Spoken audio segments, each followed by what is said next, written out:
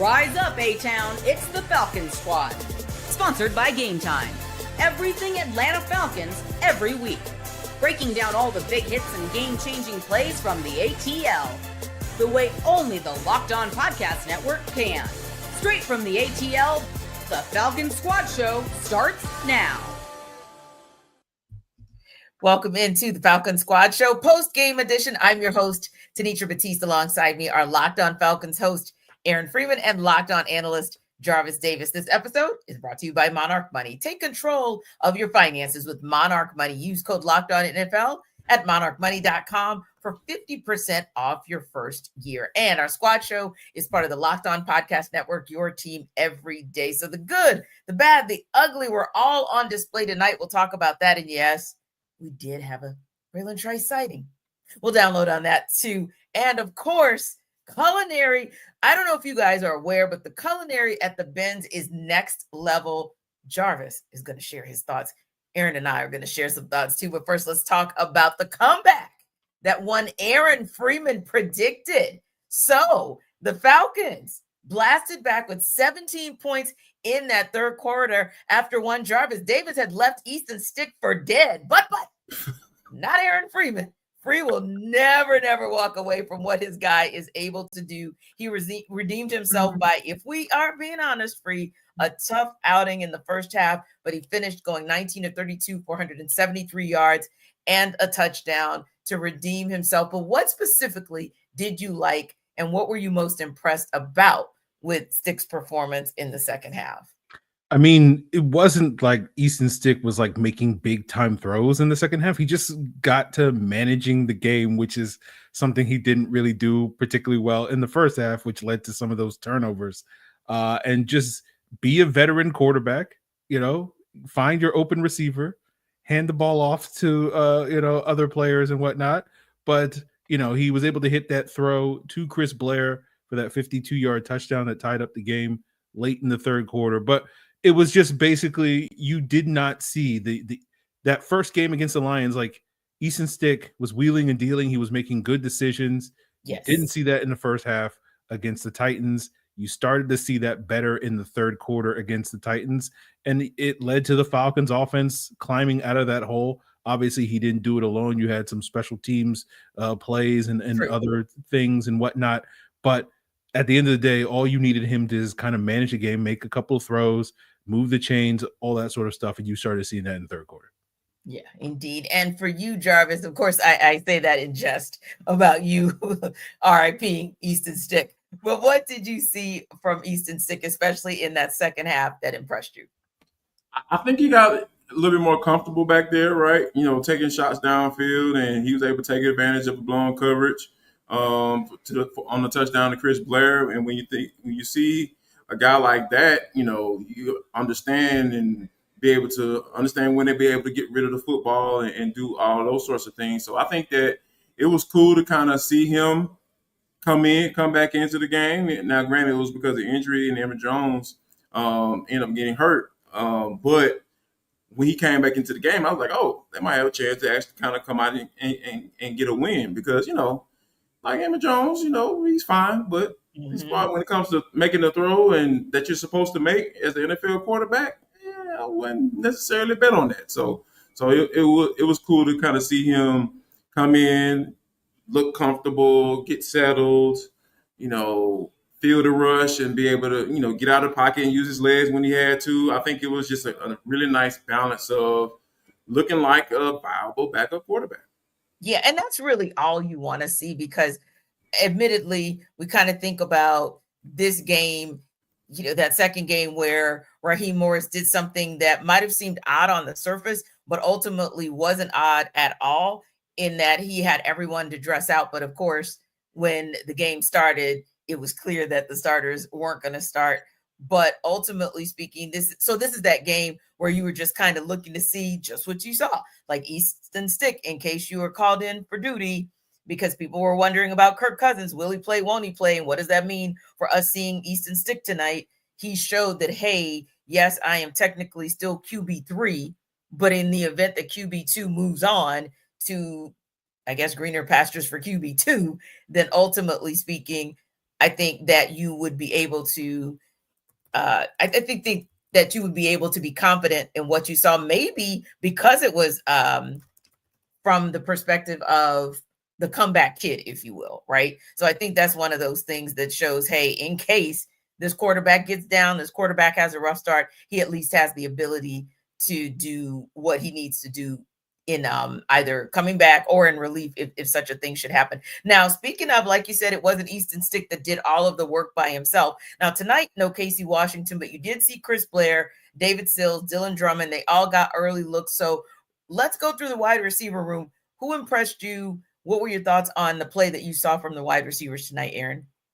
Yeah, I mean, once again, Chris Blair to me was kind of the standout. He had that big 52-yard catch, again, showcasing his ability to attack vertically down the field. And again, we've stressed that before, where it's like, hopefully we will not see Easton Stick play any football games after next week against the Dallas Cowboys anymore. But obviously, T, as you just mentioned, you got to be prepared for that sort of emergency option.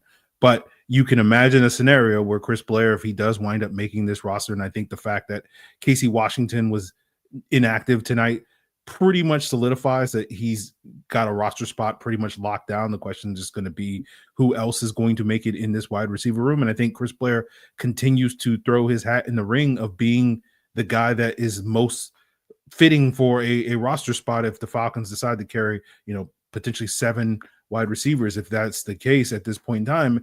And you imagine if Chris Blair does get an opportunity to play this fall with the big time arm that Michael Penix has, with his vertical speed, with his size, that's something outside of Drake London. The Falcons don't really have that in their wide receiver room. Like their two quote unquote big wide receivers are Kadero Hodge and Drake London.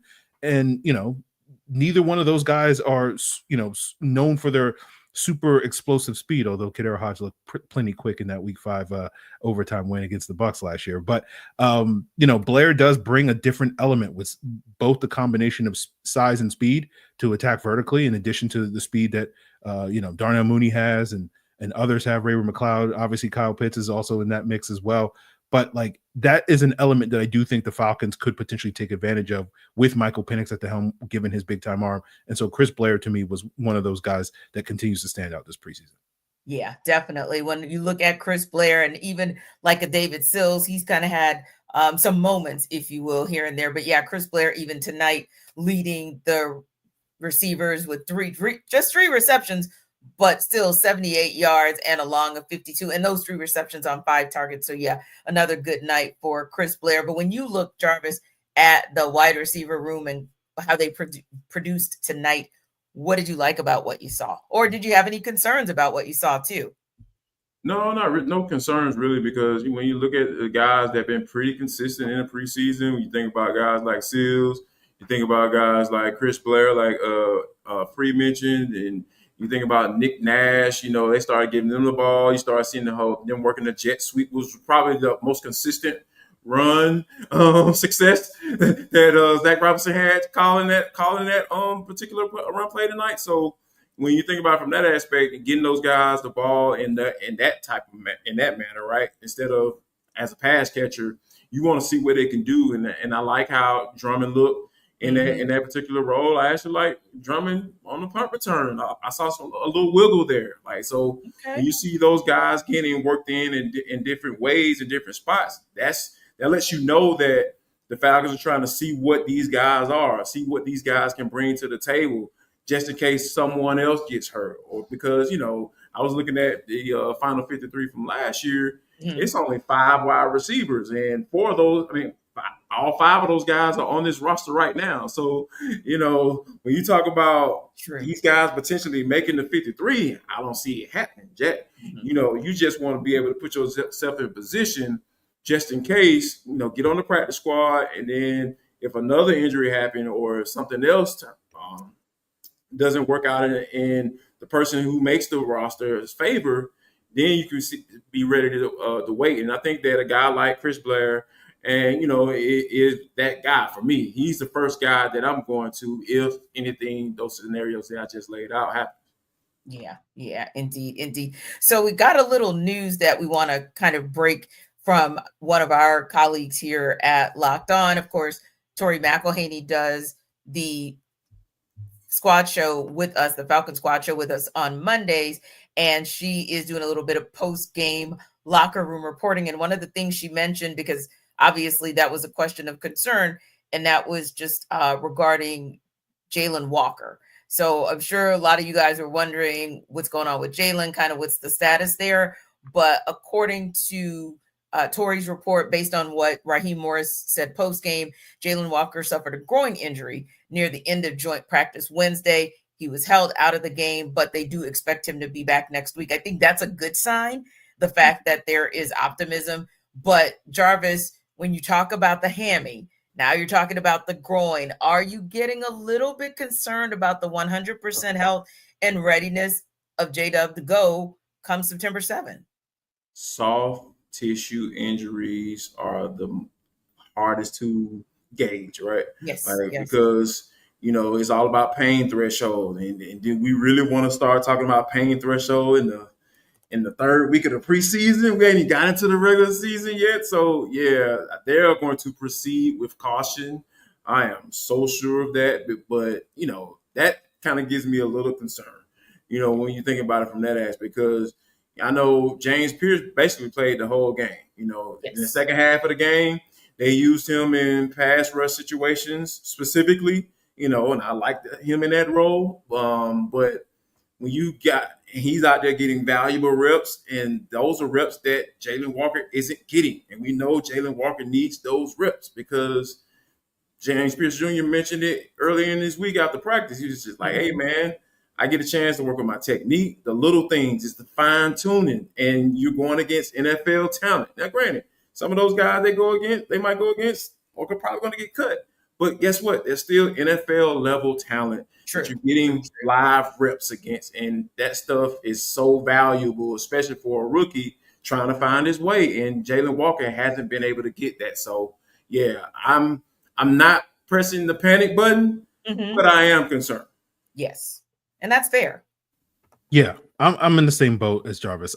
This is a concern because this has been a pattern with Jalen Walker throughout the last 6 months, right? We saw him not participate at the combine because he tweaked a quad, right? Wasn't able to do his full pro day, the next month in April because of that same injury.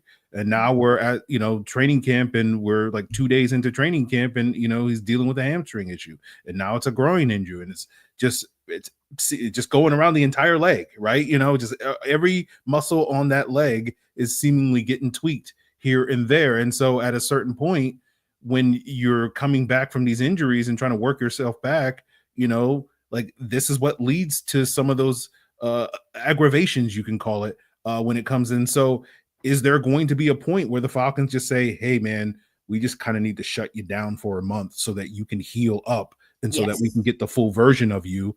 And the later we go in the season before we reach that point, like that becomes a potential issue. So we're not there yet, but your mind starts going there where it's just like, we haven't had Jalen Walker been able to practice more than 2 days in a row without him suffering some type of soft tissue injury. Like, once we get into the actual grind of the regular season, like, is that going to be a problem? And so that to me is why it's a concern at this point in time. So obviously there's still plenty of time for him to heal up and get ready for week one. We'll see how it goes. It's nothing too, worrisome. It's not a tendon or a ligament or anything like that, a sprain or anything like that. It's just tweaking some of these muscles and whatnot. But it is, it is a potential, we'll say it's a yellow flag at this point in time when it comes to the injury front before it becomes a red flag. But if we get another soft tissue injury in the next couple of weeks, like at that point, it does become a red flag, I think. Yeah. And for you went exactly where my mind went to, because I started playing back in my mind and playing back to the combine and playing back to personal workouts and how these are those where it's that lingering, right? That just keeps rearing its ugly head, and probably will until, like you said, you may have to just, or Raheem Morris, Jeff Ulbrich may have to make that tough decision that, hey, as much as we would love him to be a part of that starting lineup and a part of the rotation for that first week of the season, at the end of the day, do you want him to be 100% and be valuable for you, hopefully come January, and just maybe take that L in the first week or two if that's what needs to happen, or do you keep taking chances? But you got to think with a guy like Raheem Morris being as conservative as he is, and one who errs on the side of an abundance of caution, that you can see him maybe shutting Jalen Walker down definitely for the rest of the preseason, but maybe we even will have to just accept not seeing him for that opening day, that home opener against the Tampa Bay Buccaneers on September 7th. But there were some good things and some shaky things as well that we saw for the defense that did suit up and hit the field tonight. We'll talk about that when we take it under further review. This episode of our Falcons Squad Show, the postcast, is brought to you by Monarch Money. Most people can't name all their financial accounts or even what they're worth, whether it's 401ks, properties, or investments. And when you don't have the full picture, you can end up leaving money on the table. That's why there is Monarch Money. It's an all-in-one personal finance tool that brings your entire financial life together in one clean, easy-to-use interface on your laptop or your phone. Monarch does the heavy lifting for you. You can link all your accounts in minutes, see clear data visuals, get smart categorization of your spending, and finally feel in control of your money without ever touching a spreadsheet. So don't let financial opportunities slip through the cracks. Monarch makes it simple to review your finances, even with a partner, where you can set budgets, goals, and spend activity on one place. Use code LOCKEDONNFL at monarchmoney.com in your browser for half off your first year. That's 50% off your first year at monarchmoney.com with code LOCKEDONNFL. monarchmoney.com. Don't let financial opportunity slip through the cracks.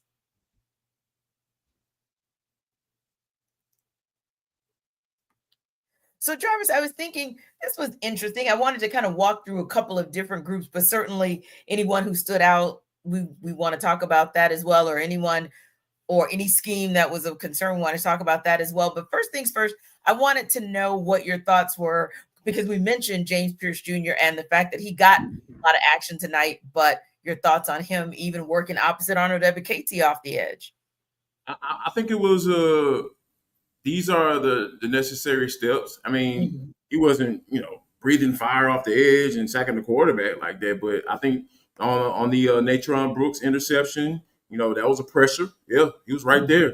He forced the errant throw, and Natron Brooks took advantage of it. So those are the type of things that I want to see more of. And I think that he's working towards that.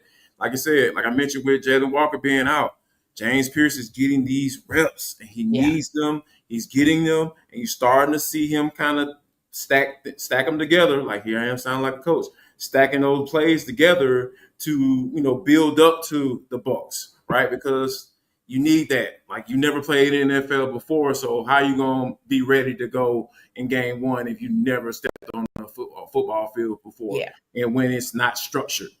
So yeah, I think that I love how the Falcons been using him and getting him out there, and I think he's going to be, that guy, come week one against the Bucs. And I want to bring up another thing really quickly. Yeah.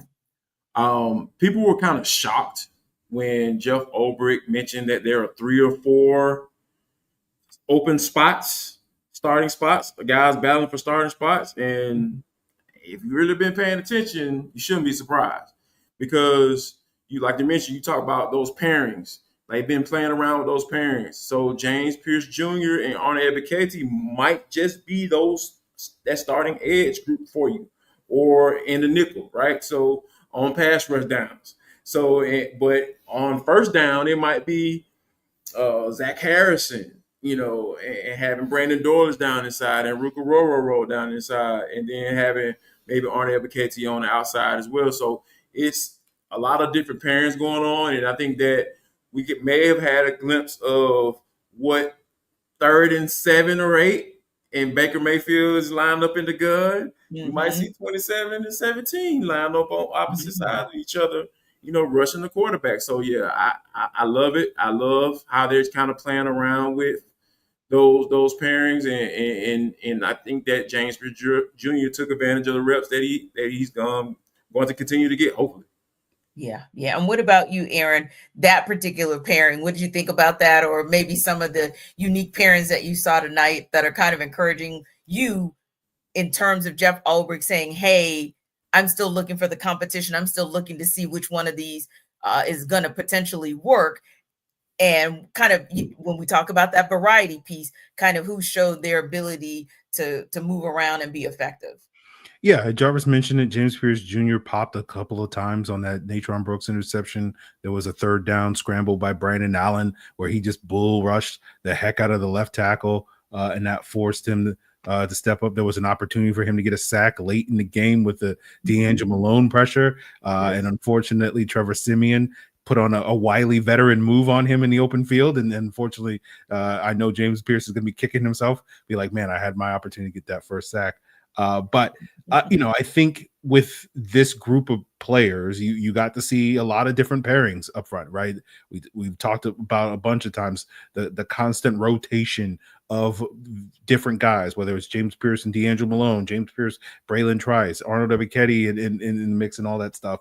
So I think you saw some flashes. I'll be very intrigued to go back and watch the film to see how James Pierce in particular looked in those first two series, going up against the Titans starting offensive tackles with Dan Moore and JC Latham starting this game, because the plays that he made later in the game were against the backups. And so I want to see him against starting caliber offensive tackles, because that's obviously what he's going to see every single week once we get to the regular season, with the exception of that week 1 game where shout out to Charlie Heck, stepping in for Tristan Wirfs.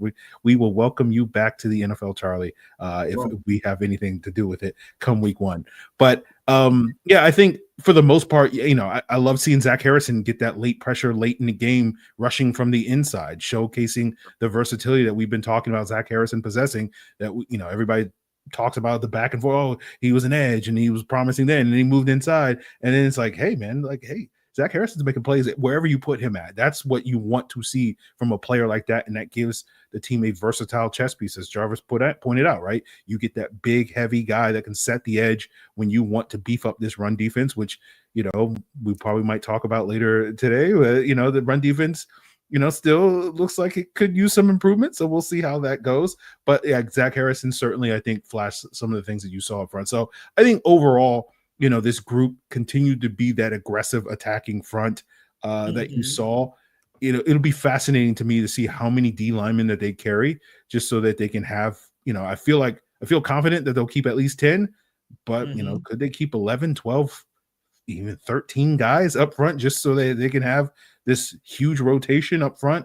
And so I think as we continue to see different combinations, it's like a lot of these guys are making a case. They're like, yeah, man, Laquel London knifing through the backfield, Morgan Fox making some plays as well. So, all of these guys are making a case to stick around in Atlanta. And so I like some of the things I saw in this game, even if it wasn't quite as dominant, maybe not be the right word, but as eye-popping a performance for the defensive front this week as it was last week.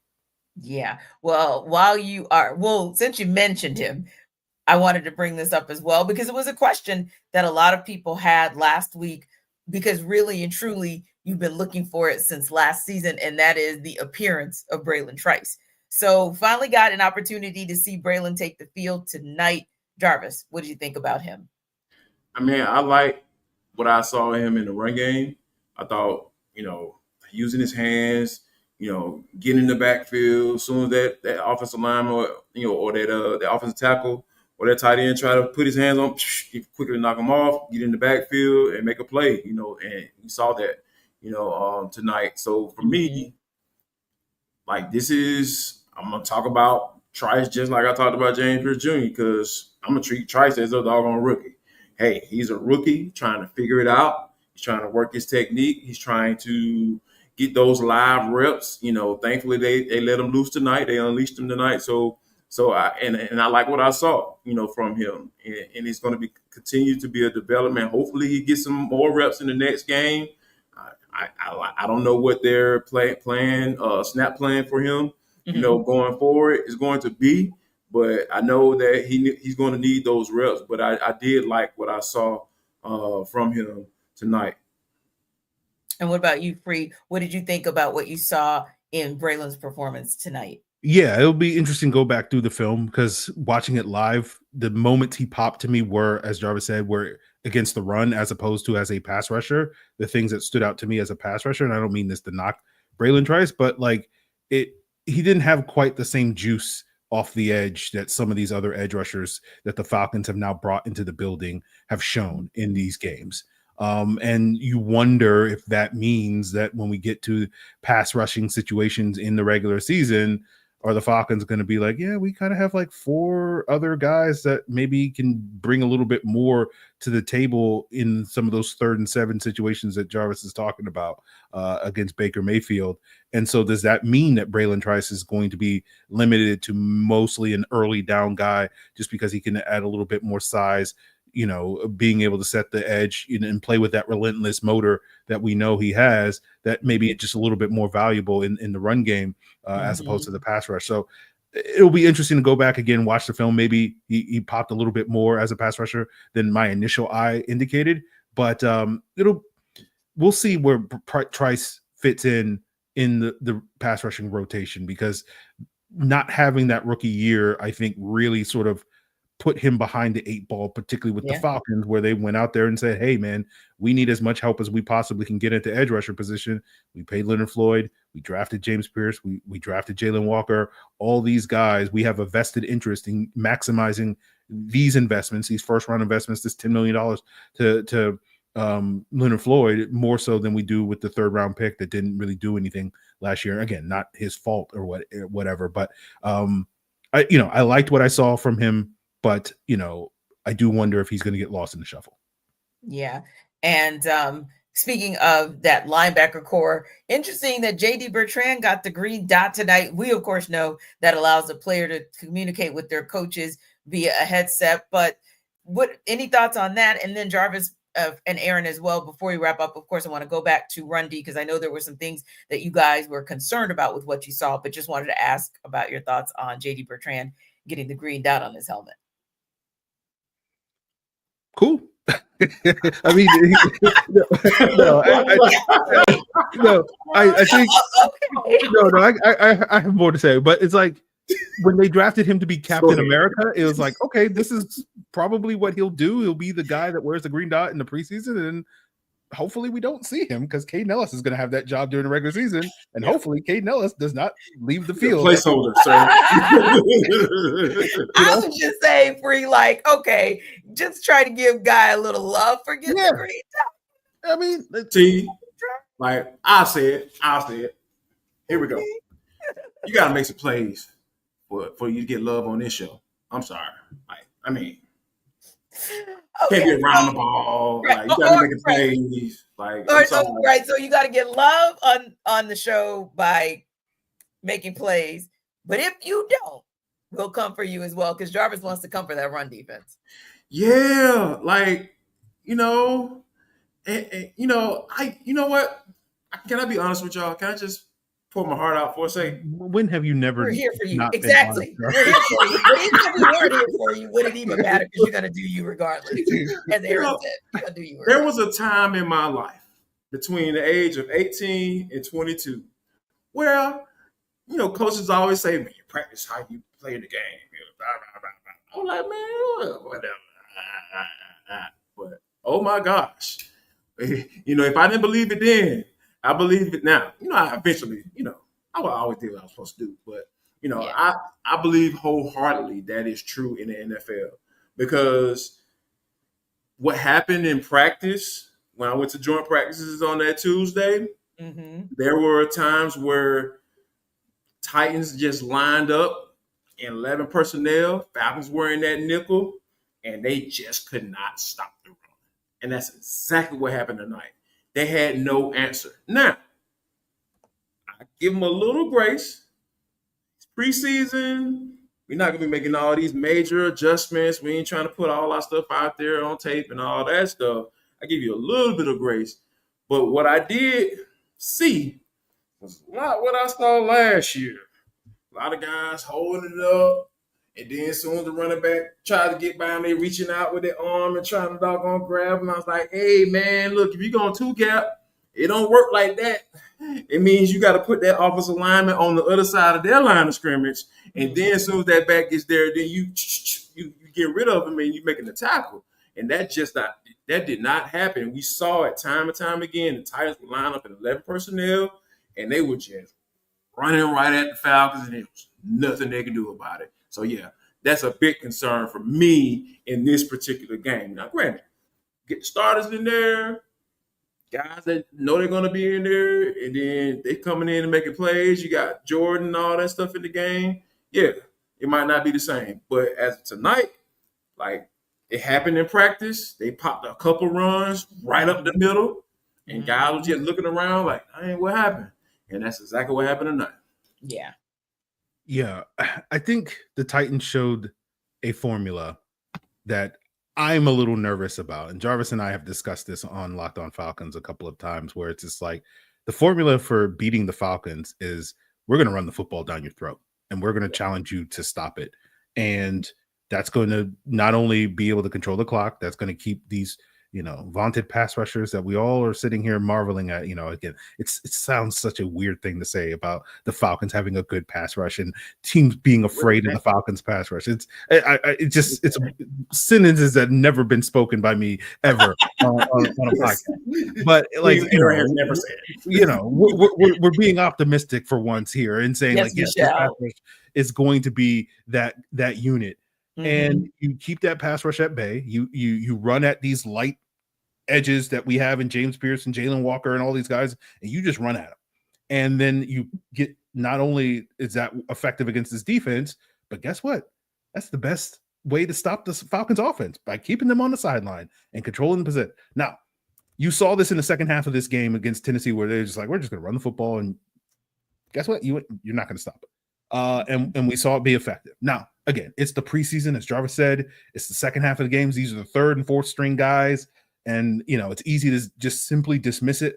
But this is going to be a formula that a lot of teams in the NFL are going to be like, we are going to copy this. And it's going to be up to, obviously, the Falcons starters when we get to the regular season to stop it. So it's one of those things where it's not a huge issue. It's not, oh, no, the sky is falling. But it is one of those things that everybody should make a mental note that we're going to see a lot more of this style of offense going up against this Falcons defense in the regular season when the games matter. Yeah, and free JD, it's not the sky is falling, but the fact that we're talking about it again this week causes concern. We'll talk about that on the other side. This episode of our Falcons Squad Show postcast is brought to you by Yahoo Fantasy. It's the best time of the year. NFL kickoff is almost here, and that means fantasy football season is back in full swing. And this year, Yahoo Fantasy is turning things up with a fantasy football experience like never before. Yes, we as a squad might just be coming your way playing Yahoo Fantasy, and you should too. Whether you're a first timer or a veteran making your millionth league. One of the favorite features for you might just be the new guillotine leagues they just dropped. And whether you're all in on something new or you like sticking to head-to-head leagues or jumping into public leagues, Yahoo's got you covered for that too. So celebrate 28 years of fantasy football greatness. Yahoo Fantasy is dropping 28 big new features over 28 days throughout August. To kick it off, they just dropped Yahoo Fantasy Guillotine Leagues that I mentioned, a killer new way to play fantasy football on Yahoo, whether the lowest scoring team gets eliminated each week until there's one team left standing. So with the season around the corner, now's the time to get your league together and give this new mode a try. If you're more into the classics, you can still play in head-to-head private leagues or join a public league. Stay tuned for more killer announcements and start playing Yahoo Fantasy Football now at yahoofantasy.com/LockedOnNFL.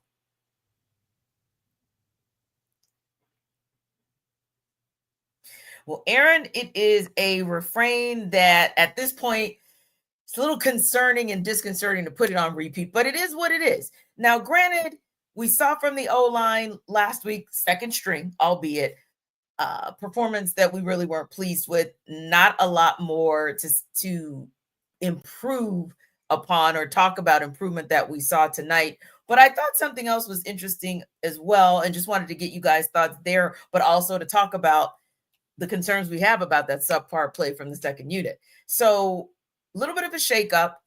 Elijah Wilkinson moved from guard to tackle. Josh Gray moved into that left guard spot. Wilkinson vacated. But do you think maybe that has more to do with Storm Norton getting injured, or how that may affect the 53-man roster overall? Well, I think that's a strong indication that the team is out on Brandon Parker, because he was the guy that started at left tackle last week, and he was working with the third string, the backups, the so-called backups tonight in the fourth quarter, and he got demoted. And basically, Elijah Wilkinson got the opportunity to show, hey, you can play guard and you can play tackle. That's more valuable than a guy who's not playing tackle particularly well, as we saw with Brandon Parker last week, as discussed by ourselves and myself on Locked On Falcons. The fact that Brandon Parker, an 8-year veteran, had a rougher game than Jack Nelson in his first NFL action is not a promising sign. And I think that was reflected in Elijah Wilkinson getting the start. So I think a lot of people will look at the box score and say, oh, the Falcons ran for 115 yards. What's the concern with the offensive line? And it's like, well, 43 of those yards came off of one run. And when you look at the runs to the running backs, right, it's like, I think it was like something like 80 yards on like 19 carries or something like that. And again, half of those yards came on like one run. And like when you break it down like that, basically outside of that one Nathan Carter touchdown, like the running back runs were averaging like 2 yards a carry or something like that. And so as Jarvis said earlier in the show, like their most effective way of moving the ball on the ground was jet sweeps to the wide receivers and Emory Jones and Easton Stick, tucking it and running it for themselves. So this has been a talking point since last week. The backup offensive line is not clearing run lanes. They were better tonight, but they still weren't to the level that you wanted it to be. You saw a lot of penalties. You saw a lot of false starts, right? You saw holding calls. It was just a sloppy day for the offensive line up front. And it continues to be an issue. Again, improvement, but still a lot of issues that the Falcons are going to have to resolve. And part of me thinks it goes back to that 2015 offseason or summer in training camp, where the Falcons had a certain starting five that they thought they were going to have. And then they were like, then the Dolphins came to town and beat the brakes off of them. And then all of a sudden it's like, okay, well, we got to get a new center. We got a new left guard or whatever. And again, obviously we're not talking about that with the Falcons 5 starters, but part of you kind of sits here and wonders, like, are we going to completely shuffle out this entire second string offensive line, because the performances through 2 games have not been good enough. Yeah. And when you look at their performance, just as you mentioned, Free, and you think about the false starts, you think about the pressures, the 5 QB pressures, you think about the tackles for loss on those run plays. And like you mentioned, one chunk play kind of covering or masking what was really not going well with that run game tonight. And Jarvis, it has to be a bit concerning, because we're seeing it for that second weekend in a row, or that second week in a row. And yeah, it may be the second unit, but we know that last season, Ryan Newsel had to spring into action for 8 games. So what you're seeing from the second unit still does matter. Yeah, 1,000%, because what good teams have depth, and like we talked about, Aaron mentioned how that first team offensive line, nobody's really concerned about them. But like you said, the Falcons needed Ryan Newsel to play 8 games last year. And you saw what happened, right? Like there was a little bit of a drop off, but he did a solid job. That's why they were okay with Drew Dahlman walking out of the door, because they weren't trying to pay him that type of money that he was going to draw on in free agency. So for me, I think that this is one of those scenarios where they have their pro scouts going out. Hey, man, who's not going to make it over here? We need to figure out that offensive lineman in Kansas City that's right on the verge of probably on the bubble. Y'all go keep an eye out on them, though. And I think that's what's going to eventually end up happening. And it's unfortunate, because you get familiar with the guys, the Jovan Gwynns of the world, the Elijah Wilkinsons, who out here getting penalties. And bro, you been in the league for how long? Like, are you false starting? That's just you just not focused, or you're scared. One, you're scared you're gonna get beat. So those are some of the things that shouldn't be happening in this stage of his career, right? Like Jovan Gwynn, we can have a conversation about him, all right, still learning position, still trying to get settled in that particular spot. And you can work with them, but you have to be in a scenario where when you're talking about just getting off the ball and getting your hands on someone, like that's what offensive linemen should want to do. Ask Caleb McGarry. Ask him what he would rather do. Come off the ball and fire off and put his hands on you and try to put you in the dirt, or backpedal at angles and try to figure out what that edge rushers are going to do, because he knows his weaknesses and because he's been watching film on him for the past week and a half. So I think the Falcons right now, they should be on the phone trying to figure out what's available to bring in, because you can't have all across the board and then your best swing tackle or tackle is still injured, and this is what you have.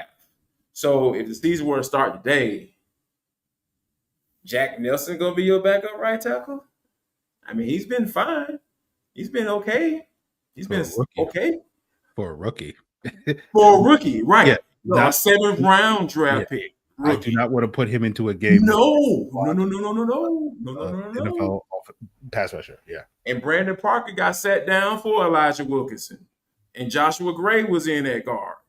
So are you okay with Joshua Gray coming in at left guard? God forbid something happened to Matt Bergeron. Kyle Hinton out there getting worked. If Chris Lindstrom goes down, that's your first sub at guard. So, yeah, you should be concerned. We should be concerned. Everyone should be concerned how these backup offensive linemen. Notice I said backup offensive linemen. Some of these guys don't make the team. Yeah. So, it's the phone calls will have to be made, because you can't continue to run those guys out there like that, because I feel like this was one of the reasons why Kirk didn't play. Now, some people may say that, hey, he wasn't going to play anyway, but guess what? That offensive line was going to help the scenario to go the opposite. So, This is what you're working with, and that's a harsh reality to come through 2 games into the preseason. But just know this. I feel like this front office is going to make a move. Yeah. And Jarvis, you spied something while you were in the stadium tonight. The Falcons passing game coordinator, TJ Yates, called the game from the box tonight, and Zach Robinson was on the sideline. What do you think about that move? I think it's cool, because here's the thing. Let Zach Robinson have a top 5, top 10 offense. Somebody going to call. Somebody going to want to interview him at least get a feel for where his head at from a head coaching standpoint, if that's what he wants to do, if he wants to take the interview. So you got to have some guys ready to roll. And then this is, a Sean McVay piece, right? Like Sean McVay did these things. He had guys call plays, during the preseason, because I love this. I love this, man. When you talk about having a plan, like we talked about having a plan, for your guys. Mm-hmm. And I think the coaching staff needs to do that as well. And Raheem Morris is doing a good job of that. Like, hey, Zach, you're gonna be on the field tonight. TJ, it's all on you. Let's call it. Let's see. Let's get it going. And you saw Easton Stick, pretty doggone solid. Comeback kid, So I think this is nothing but good things. Like I love guys getting these type of opportunities. Those guys getting prepped within them already doing their job. They get opportunities to work towards what their ultimate goal is. I love seeing stuff like that. Yeah. When TJ Yates got the promotion from quarterbacks coach to offensive passing game coordinator, and DJ Williams was the assistant quarterback coach, now the full-time quarterbacks coach, the writing seemed to be on the wall that TJ Yates was potentially the OC in waiting in the event of what Jarvis is talking about, where if this Falcons team reaches its goals this upcoming season based off of what people expect from this team, having a winning record, making the playoffs, having a top 10 offense, yes, Jarvis is right. Zach Robinson will get some phone calls, will get some head coaching interviews, because this league absolutely wants young, offensive-minded head coaches, and particularly from this coaching tree. Zach Robinson will get some opportunities. So if you're the Falcons, you gotta prep for life after Zach Robinson now, because you're not going to get another opportunity until after the season. If you need to, make a change at offensive coordinator. And so you want to get a good look at TJ Yates in a, low pressure environment, right? In a preseason game, no one's going to be sitting here overly scrutinizing. Hey, TJ, why did you? Or I got hit up by a couple of Locked On Falcons listeners. Like, why are they calling screen passes on those third and longs? I'm like, hey guys, calm down. It's a preseason. Like, they're just, it is what it is. I get it. Like, hopefully we will not see, you got Drake London and all these guys like third and 11, throw the ball down the field. But that's in the regular season. It's preseason. You just want to get an evaluation. Let's see, it's basically, hey, can you block on a screen pass? Let's see if we can evaluate that. So all that to say, TJ Yates did a solid job, I thought, in his first real action of play calling.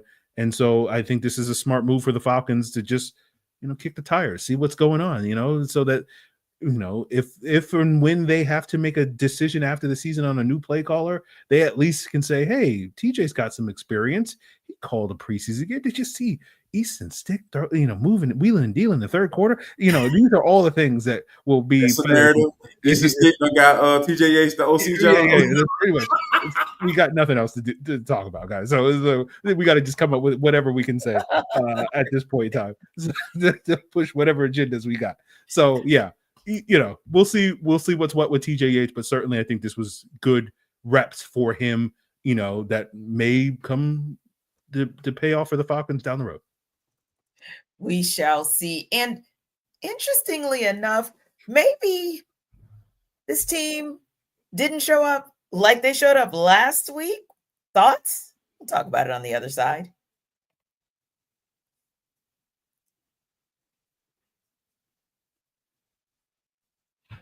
So guys, before we get to the fun stuff, I'll check the comments from now and again and just kind of see if there's something that catches my eye. This one was an interesting comment.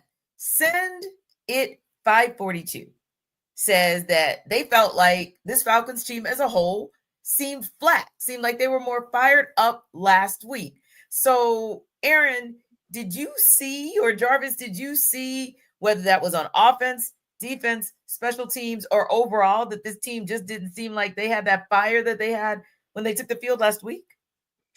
I mean, I get the sentiment. It did seem like a very flat performance. Now, as someone who has covered this team for as long as I have, this is the normal Falcons preseason performance. Last week was the weird outlier. So, where they're out there flying around making plays and like, well, what is this? I've never seen this in the Falcons preseason. They come out flat every single summer, and it's just like 0-3, 1-3, whatever their records are every preseason. This is the norm. The inconsistency, bad quarterback play for a half of a game, and, not being able to run the football, not being able to get stops. Like, this is the normal Falcons preseason performance. So I can understand why he says relative to last week, it looks flat. For me, I'm not too down on it because I'm just like, oh, this is the norm. This is what I've grown used to seeing every single preseason for the last 20 years it's been. And so it doesn't necessarily register as a negative to me because it's like, this is just, this is the classic Falcons preseason performance. This is the old flavors that I'm so used to every year, every summer, that we just sit here and just like, everybody gets excited about the preseason. Oh man, the preseason's back. And then midway through the first half, we're like, the preseason's back. So. Oh, Free. It's so funny that you said that, dog. Like, so I was walking around like during halftime. Some of the NFL, like not the referees, but like guys who worked the games. The NFL officials, like former players and stuff like that. Kind of cool with them and everything. So talking to him out, one guy walked past me. He was like, "Man, it's preseason." I was like, man, it's preseason. Oh my gosh, dog. I'm like, hey man, it's all right, baby. I'm always trying to be optimistic. Mm-hmm. You know what I'm saying? Like, cause it's football. It's real football. They're playing real football out there. You know what I'm saying? The games don't count, but they're playing real football out there. So but yeah, that's the. I mean, this is what we're kind of used to, right? Hey, you notice I said I saw some James Lake stuff going on out there. You know what I'm saying? I saw a little bit of that. About the government name. Whoa, okay. Yeah, you know what I'm saying? James out there. I saw some James Lake out there. Hey, man, now I will not stand for that. We will not go back there. That's what we won't do, because I've seen your capabilities. Yeah. Like my man mentioned, in that first game, whoo, you can feel it through the television. And I was in the building tonight, and I was just like, hey, man, what is this? What is going on? I need y'all to get off blocks, sirs. Like, y'all know y'all got Nate Eyelash, y'all assistant coach, right? I've been pumping this man up all off season, man. Like, y'all can't leave me like this out here on an island by myself, pumping up this man as a D-line coach because y'all been listening to him. Y'all listened to him the first game. What happened this game? Right. So yeah. Like we can't. I wouldn't say flat though. I feel like some of it was scheme stuff that you don't really want to go too deep into. Yeah. In the preseason, because I know, like teams running the football on you, that's a different feeling. Yeah. Like I would rather get thrown for 500 yards and 2 tugs than 200 yards on the ground. Like, because something about that just feels like I own you at the line of scrimmage in like the worst way. Yes. I'm yes. taking all of it, and there's nothing you can do about it. Right. Yes. And maybe you can kind of excuse away some of it because, like we talked about before, there was some experimentation that Jeff Ulbrich was doing tonight. That maybe if it wasn't game one, so it's like, okay, let me just throw these wrinkles in and kind of see, because next week we legit don't expect to see too many, if even probably the second string, to be honest. So this would have been the time for him to kind of throw some wrinkles in. Real quick before I talk about our final subject, which is always fun for us when we're talking about food on this show. But Aaron, Jarvis, you guys got any game balls that you want to give out for anybody that really impressed? I'll give it to. I'm probably stealing Jarvis's guy, but I'm going to give it to Natron Brooks. Like he had the standout play of the night. Wish he would have made that tackle on that one touchdown. But hey, you're allowed to miss a tackle if you get an interception. You take the ball away. Okay, we'll let it slide. We'll forgive you. That will be forgiven. Yes, so I sit there and I go, Natron Brooks deserves a game ball. And as I've joked on Locked On Falcons, this man is a preseason superstar. Okay. And I don't mean that in a negative way. I just mean but he has been. You're right. Every summer, this man goes out there and impresses you. And like, man, Natron Brooks, man. Like, what's going on? Natron Brooks out here hitting people, making interceptions, making plays. It's like, that's why him missing that tackle. It's like, what? I've never seen Natron Brooks miss a tackle. That's never happened. He just got too big in his head. He was like, I'm a superstar. Right. And so, I'll let somebody else make this tackle because I'm too busy, too tired making all the plays on defense. And so, they got one past him. They caught him sleeping a little bit, but this man is a preseason superstar. So I'm looking forward to Natron Brooks being on this roster based off what we've seen this summer. Fair. Yeah. I'm just going to echo what Aaron said, because like, this is what the preseason is all about. Like, Natron Brooks has been a preseason all-star. Last year, he didn't make the final 53. Now, granted, he was on the 53-man roster, and you saw him get a little run, as the season went along. But, he didn't make the initial 53-man roster. And I even tweeted this out during the game. After that play, I was like, hey, man, it's going to be hard as doo-doo to keep this man off this 53-man roster. And our own Tori McElhaney of AtlantaFalcons.com said, he is going to be on this roster. So if Tori said, hey, look, she in the building, you know what I mean? Like, hey, I take it as the gospel. I roll with that too. And before that, like in training camp, in practice, in camp, in games, he's just been doing it. He's been killing it on special teams. And when guys that are at that bottom rung of the roster, you got to be a special team all-star. Yeah. He's been a preseason all-star. He's out there making plays, taking advantage of the James Pierce Jr. pressure.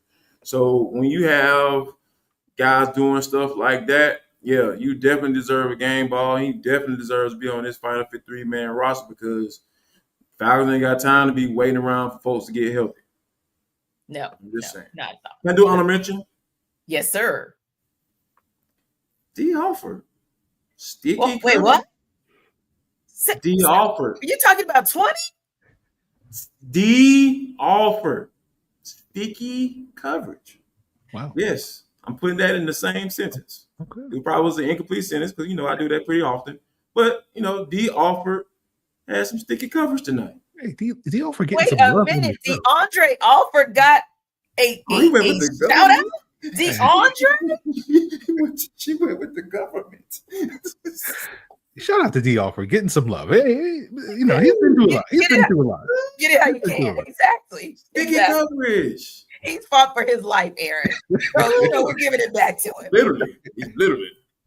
Hey, but B.A. Billy Bodo, telling you, man, he's the perfect fit. He's the perfect fit, man. You guys will have to check it out Monday so we can talk a little bit more because we didn't get an opportunity to talk secondary. So definitely come back Monday and check out the squad show because we'll dive a little deeper into what we saw from the secondary tonight. But before we forget, this is always a fun thing that we do every preseason because the Falcons do something cool every preseason for the media. So Jarvis was the representative for the squad show tonight at the game, and ahead of the game, A&B Sports and Entertainment and the Benz Stadium invited media to an exclusive food and beverage showcase. Mm-hmm. This year's tasting event offered that elevated preview of the premium food and beverage experiences that fans will enjoy. But honestly, we get to enjoy a lot of that as well. So Jarvis, last week was such a troublesome week for me. It was not a culinary experience that I had become accustomed to at the Benz. So tell me, the premium experience tonight, did they redeem themselves? Yes, Lord. Oh, those breaded wings, that dirty bird rub. Chef's kiss. Woo! So amazing. So, I've been working out, I've been getting my life together. You know what I'm saying? Like, I am so close to walking around with my shirt off. Like, I'm just, that might be TMI. You've been flirting with that for a few years now, so you feel like you're almost there. Okay, I'm almost there. Like, and wait, Aaron, this is incredibly important for Jarvis because this year he is returning to homecoming, so he needs to get fine. He needs to be Jarvis Davis, Albany State football champion fine. Okay? So this is not a drill anymore. It's not a drill. I've gotten Tanae to roll her eyes like 3 times already. Me talking about what I'm wearing, all that stuff. It's going to be a movie. It's going to be a movie. So but back to my story. So I got off track. That Jarvis has, he's curated the proper way. Yes. In consideration of what he wants to look like in a couple of months, but it sounds like you had a pleasant experience today. Yes. So I've been working out, so I tried to be calm. I only got 5 pieces initially. You know what I'm saying? Initially. I got you. Okay. You know what I'm saying? I'm trying to maintain. I got you. Lose weight. I'm trying to do my thing. Trying to keep it tight. You know what I'm saying? Literally. So, and then once I sampled that 5-piece, they had the little barbecue sliders. It's like I looked at, I got a rap. 3-point conversion. Shout out. I said, hey man, I'm going back and get some more, bro. I need to go give me some more wings, doc. Like I went and got another 4-piece. And I'm sitting that mug. I'm in that mug in the second quarter like this. Like, woo. I just thought cute. Then I was like, woo, shout out to that the culinary group tonight because they put it down. That dirty bird rub. I was up there trying to sample that thing. You know me, T. I'm a foodie. I'm up there like, okay, so what kind of seasoning? I know some paprika in that thing. The lemon pepper, the crack pepper, you know what I'm saying? You got crack pepper in that thing too, get that little kick to it. Extra, and they had a little spice in there. I'm just like, hey man, what y'all put in this thing? Like I was like a little dope fiend. I was like, hey man, what y'all put in that rub? But yeah, it was like they redeemed themselves. I didn't sample last week, but I know for a fact like this week was amazing. Chef's kiss. Yes. So, Aaron, I just want to give you the last 30 seconds to chime in because, I mean, Jarvis was really feeling it. Like, he went back and re-experienced it. I don't even know if that's a word, but that's what he did. See, I thought Jarvis was about to do a countdown. He got the 5-piece, then he got the 4-piece, then he got the 3-piece, then he got the 2-piece, then he got the 1-piece. He was counting down to the end of the game. That's basically he was doing a whole countdown. So, Jarvis, I would have been right there beside you, just doing a whole countdown. Bro. Let's get They had that blue cheese up in that thing too, dog. Boy, they had the I saw the pictures of the promo of the wings. I was like, you gonna share some of all drums, dog. All drums, boy. I mean, like, ooh, let me get that. I would have been right there. I would have been right there. And then the ice cream machine is new. Yeah, so we had a remix on the ice cream machine. Like, that's a thing. People don't understand. That's the thing, man. That's the thing. T. Since I'm being open tonight, I'm being open. I had ice cream too, and cupcake, red velvet joint. Jarvis, you got anything else want to confess before That's we what get I was gonna say. Like, while we're doing confessions up in here, shoot. We will cleanse you of your sins, you know. Yes. I'm trying to get it all out now, so I won't feel bad right in the morning. So, y'all, please forgive me, Falcon Squad listeners. You know what I'm saying? I'm trying to relax, relate, and release this thing before, you know what I'm saying? Yes, I did. Shout out to my boy LAFF, Laugh. Jarvis ate enough for us all. Yes, I did. I'm glad. That's why I had to break it down the way I did, so y'all can really understand. Because I was thinking about y'all. Right, because we were living vicariously through you, whether you knew it or not. We really were, and so we appreciate what you did, not just for us, but also for the Falcon Squad Show faithful. Thanks to our everydayers. Speaking of them, for making our postcast your first listen of the day. Be sure to stop by Locked on Falcons with your host Aaron Freeman as your second listen, and you can catch Jarvis as a frequent contributor for Locked on Falcons. We'll see you next time. Y'all check out Aaron, like right now. Go, Aaron, go.